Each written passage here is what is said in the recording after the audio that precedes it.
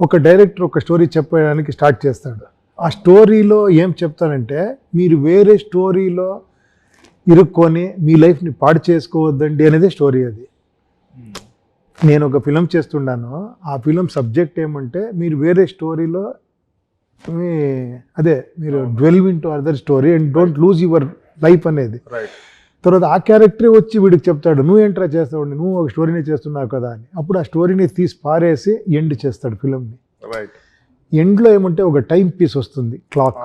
ఆ క్లాక్ ఏమంటే that is your life, your moment is your life, don't give it to somebody else అనేది ఆ main thought. అది దాంట్లో పొలిటికల్ అది ఇది సైకలాజికల్ బ్రెయిన్లో వెళ్ళి అతను ఫైట్ చేసేది, బ్రెయిన్ నుంచి ప్యూర్గా బయటకు వచ్చేది, ఒక సత్యయుగాన్ని స్థాపించి చేసేది, ఒక పొలిటికల్ సిస్టమ్ ఎలా కలియుగాన్ని ఎలా పీక్కి తీసుకొని పోతుంది, అక్కడ ఎలా మీడియాని కంట్రోల్ చేసి జనాలకి ఇచ్చేసి వాళ్ళు రోడ్డు మీద ఉంటారు, అదన్నీ సటైరిక్గా వస్తుంది. తర్వాత ఎండ్ ఇలా అవుతుంది.